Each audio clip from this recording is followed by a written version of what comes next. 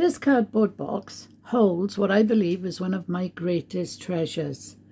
It's a heavy cast iron Michelin Man money box with its original box, and it's an absolute nightmare to get it out. So just bear with me. Yes, there he is, and it's got his item number and one piece.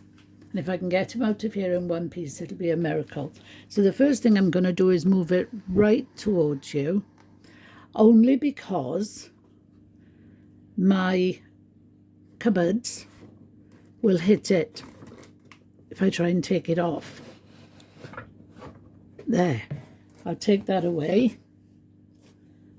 And now I will plug him back in and push him back. And there he is.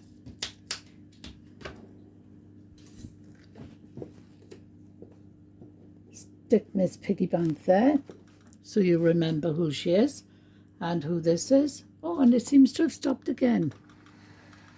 Bear with me one moment. I think it's the weight that's slowing it down. And here he is, out of the box, ready to be talked about. First of all, I have to tell you, this is one of the heaviest money boxes I've ever picked up, never mind bought.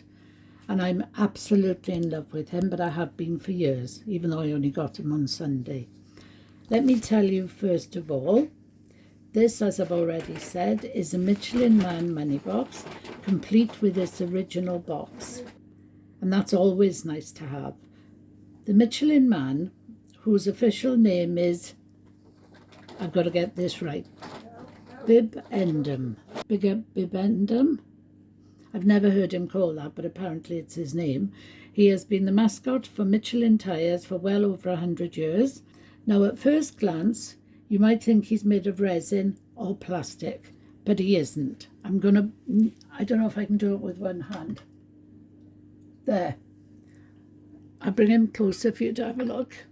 He literally weighs a ton. And I'll show you this little bit, because he's standing on a Michelin tyre. And that weighs a ton as well. And I turn him round. And there's his slot.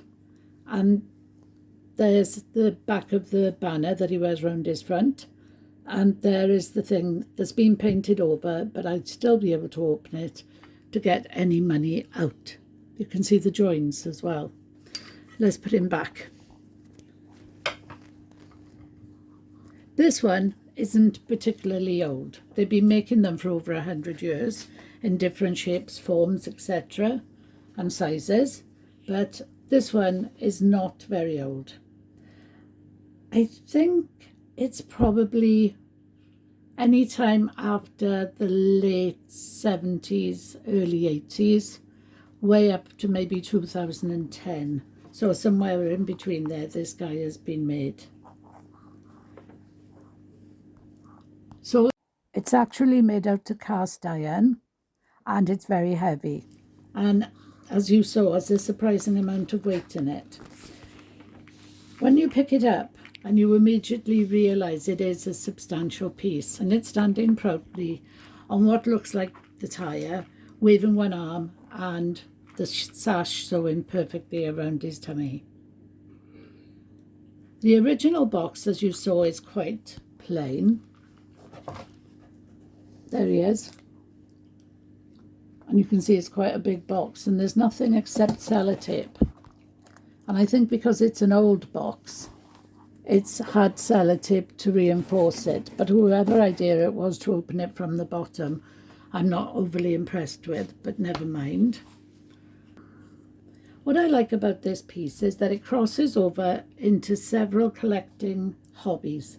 It's a money box, it's an advertising collection, it's connected to motoring history, and also a display piece. This means it can appeal to a much wider audience than many novelty money boxes. Although it's not especially old compared with some of my collection, it's a fantastic example of how advertising characters can become a collection in their own right. I think it's a great addition to my collection, and if you're a fan of Michelin memorabilia, motoring collectibles, or unusual money boxes, this one certainly ticks all the boxes. Let me know what you think of it, and I'll see you in the next video. Thanks for watching, and if you're waiting for a wave of Mr. Michelin, you're going to be disappointed because he only keeps his arm up in the air. Thank you and goodbye.